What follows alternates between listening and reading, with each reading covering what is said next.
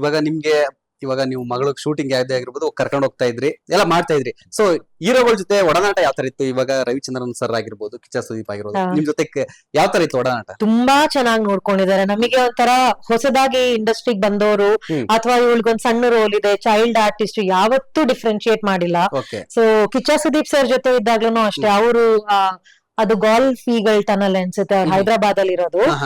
ಅದೇ ಅಪಾರ್ಟ್ಮೆಂಟ್ ಅಲ್ಲಿ ನಮಗೆ ಸರ್ವಿಸ್ ಅಪಾರ್ಟ್ಮೆಂಟ್ ಅಲ್ಲಿ ಮಾಡ್ಕೊಟ್ಟಿದ್ರು. ಅವರು ಐ ಥಿಂಕ್ 27th ಫ್ಲೋರ್, ನಾವು 26th ಫ್ಲೋರ್ ಅಲ್ಲಿ ಇದ್ವಿ. ಸೊ ಒಂದಿನ ನಾನು, ನೀತಾ ಅಶೋಕ್, ಇವಳು ಒಂದೇ ಮನೆಯಲ್ಲಿದ್ದು. ಎಷ್ಟು ಸೆಟ್ಟಿನ ಊಟ ಮಾಡಿ ಮಾಡಿ ಮಾಡಿ ಸಿಕ್ಕಾಬಟ್ಟೆ ಬೋರ್ ಆಗಿ ಹೋಗ್ಬಿಟ್ಟಿತ್ತು. ಸೊ ಏನಾದ್ರು ಕೆಳಗಡೆನ ತಗೊಂಡ್ಬಂದು ಏನಾದ್ರು ಅಡ್ಗೆ ಮಾಡೋಣ ಅಂತ ಅಷ್ಟೊತ್ತಿಗೆ ನೀತಾ ಅಶೋಕಿಗೆ ಸುದೀಪ್ ಸರ್ ಫೋನ್ ಮಾಡಿದ್ರು.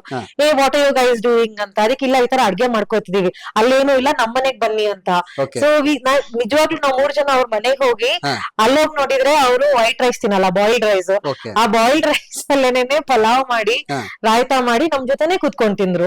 ಇವಳಿಗೂ ಅಷ್ಟೇ, ಪ್ರತಿ ಸಲ ಸೆಟ್ಟಿಗ್ ಬಂದಾಗ ಏನಾದ್ರು ಬೇಕ್ ಮಾಡ್ಕೊಂಡ್ ತಂದ್ಕೊಡೋದು, ಇಲ್ಲಾಂದ್ರೆ ಕುಕೀಸ್ ಮಾಡಿದ್ರೆ ತಂದ್ಕೊಡೋದು. ಇಲ್ಲೂ ಮನೆಗೆ ಬರ್ಡೇಗೂ ಕರ್ದು ಒಂದಿಷ್ಟು ಸ್ವೀಟ್ ಗಳನ್ನ ಕಲ್ಸಿದ್ರು.